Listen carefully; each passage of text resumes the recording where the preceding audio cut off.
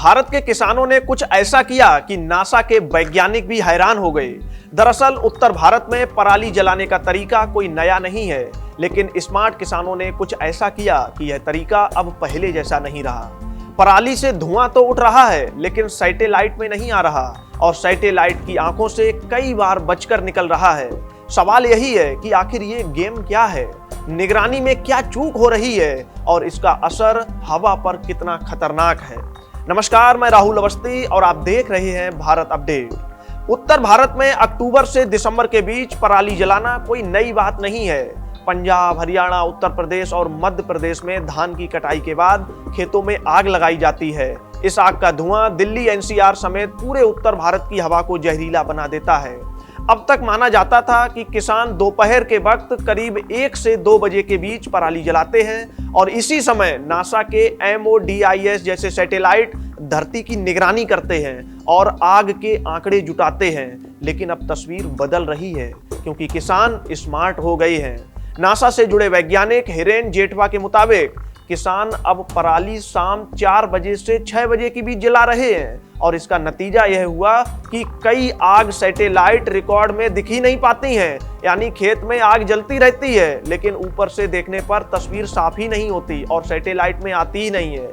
इस बदलाव की असली तस्वीर सामने आई जब दक्षिण कोरिया के जियोकॉमसैट 2A सैटेलाइट से यह सैटेलाइट हर 10 मिनट में डेटा भेजता है। इसके आंकड़ों से साफ हुआ कि पराली जलाने का पीक टाइम अब दोपहर से खिसक कर शाम तक पहुंच चुका है। इसरो और iForest की रिपोर्ट भी यही इशारा करती हैं। 2020 में जहां पराली दोपहर 1:30 बजे के आसपास जलाई जाती थी, वहीं 2024 तक यह समय शाम करीब 5 बजे हो गया। वहीं साल 2025 की अगर हम बात करें तो पराली जलाने की घटनाएं ना बहुत ज्यादा रही और ना ही बहुत कम, लेकिन इसके बावजूद भी नवंबर और दिसंबर में दिल्ली की हवा बहुत खराब रही।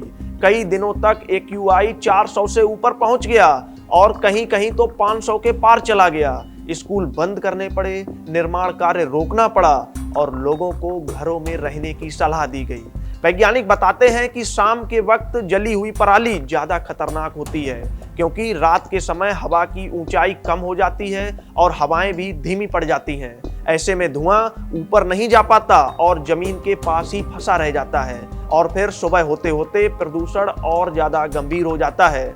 हालांकि पराली का धुआं अकेला दोषी नहीं होता है, इसमें गाड़ियों, फैक्ट्रियों, घरेलू ईंधन, पटाखों और धूल का प्रदूषण भी मिल जाता है। एक दिन में अगर हम पराली की बात करें तो एक दिन के प्रदूषण में पराली का योगदान हवा की गंदगी में लगभग 40 से 70% तक हो सकता है।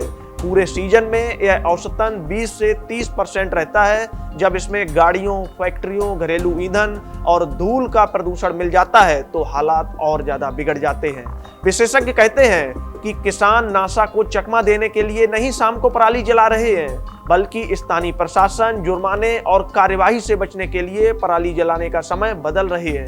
लेकिन इसका नतीजा ये है कि सैटेलाइट आंकड़े और जमीनी सच्चाई के बीच अब दूरी बढ़ रही है।